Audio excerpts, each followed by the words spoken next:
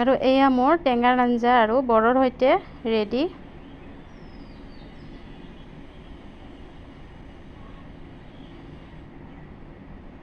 আজি মই এয়া দালিৰ বৰৰ সৈতে এখন ধুনীয়া ব্যঞ্জন বনাব লৈছোঁ।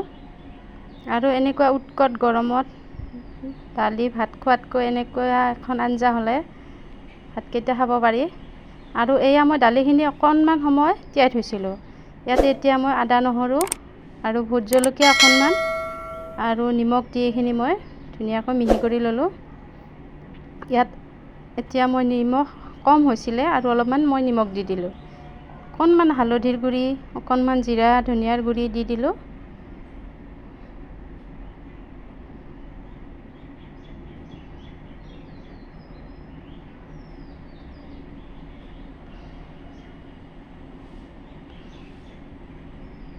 এতিয়া মই ধুনীয়াকৈ মিহলি কৰি ল'লোঁ। আৰু এইখিনি মধুসোলেং শাক। আৰু আপোনালোকে বা কোনে কি বুলি কয় সেইটো সকলোৰে বেলেগ বেলেগ ভাষাত হয়তো বেলেগ বেলেগকৈ কয়, কিন্তু আমি এইখিনি গাঁৱলীয়া ভাষাত এনেকুৱাকৈ কওঁ। এইখিনি মই ধুনীয়াকৈ ধুই ল'লোঁ আৰু এতিয়া মই এইখিনি কাটি ল'ম। বেছি মিহি কৰিব নালাগে, ডাঙৰ ডাঙৰকৈ কাটিলেও কথা নাই, যিহেতুকে কেৰাহীত দিয়াৰ লগে লগে নোহোৱা হৈ যাব সেইখিনি।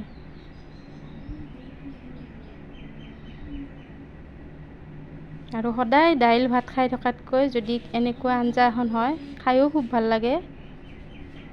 সেইকাৰণে ভাবিলোঁ আজি এনেকুৱাকৈ বনাওঁ। আৰু এয়া মই কেৰাহীত তেল দি দিলোঁ। এতিয়া মই এই দালিৰ বৰখিনি এটা এটাকৈ দি দিলোঁ।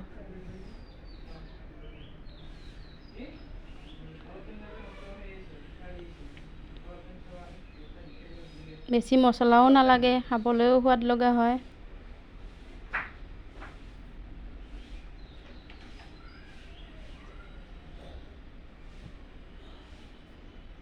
আৰু দালিৰ বৰকেইটা মোৰ হৈ গ'ল। এতিয়া মই কেৰাহীত তেল আছিলে, তাত মই পাঁচফোৰণ আৰু শুকান জলকীয়া এটা দি দিলোঁ। আৰু দুটা আলু সৰুকৈ আলু দুটা মই সিজাই থৈ দিছিলোঁ, আলু দুটা এনেদৰে ভাঙি দিলোঁ।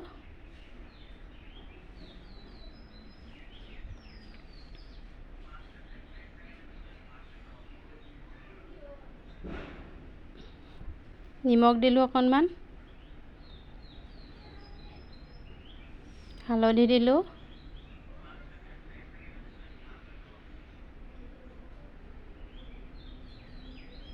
আৰু মোৰ মৰমৰ বন্ধু বান্ধৱীসকল, আপোনালোকৰ আশীৰ্বাদত মই 600 ছাবস্ক্ৰাইব হৈ আগবাঢ়িছোঁ। আৰু যিবোৰে মোৰ চেনেলটো ছাবস্ক্ৰাইব কৰা নাই, ছাবস্ক্ৰাইব কৰি দিব।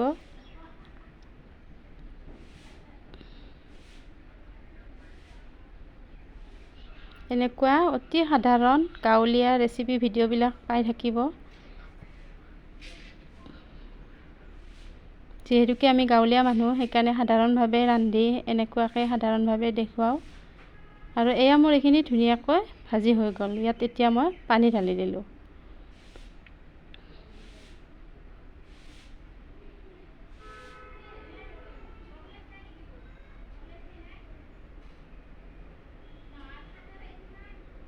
আৰু মোৰ ফেচবুক পেজটো যিবিলাকে ফ'ল' কৰা নাই, প্লিজ ফ'ল' কৰি ল'ব।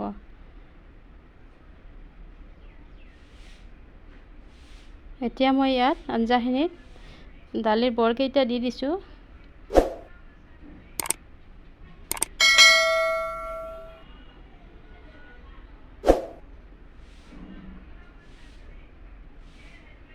আৰু এতিয়া মই ধুনীয়াকৈ উতলাবলৈ দিম।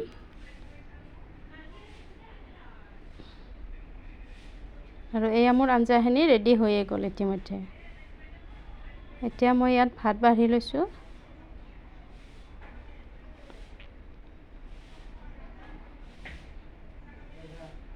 আঞ্জাখিনি দেখিবলৈ কেনেকুৱা হৈছে প্লিজ কমেণ্ট কৰি জনাবলৈ নাপাহৰিব।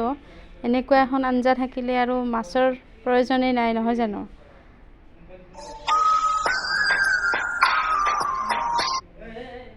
আৰু এইখিনি মোৰ ঘৰৰে গছৰ ভাতকেৰেলা আছিল, এইখিনি মই এনেকুৱাকৈ ভাজিলোঁ।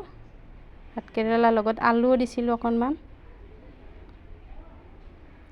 আৰু এয়া শুকানকৈ বৰ কেইটামান ৰাখিছিলোঁ সেয়াও দিলোঁ।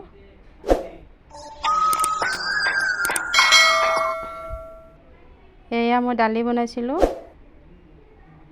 পাপৰৰ সৈতে, আজিৰ দুপৰীয়াৰ ভাত সাজ। দেখিবলৈ কেনেকুৱা হৈছে প্লিজ কমেণ্ট কৰি জনাবলৈ নাপাহৰিব। আৰু যিবিলাকে মোৰ চেনেলটো ছাবস্ক্ৰাইব কৰা নাই প্লিজ ছাবস্ক্ৰাইব কৰি ল'ব।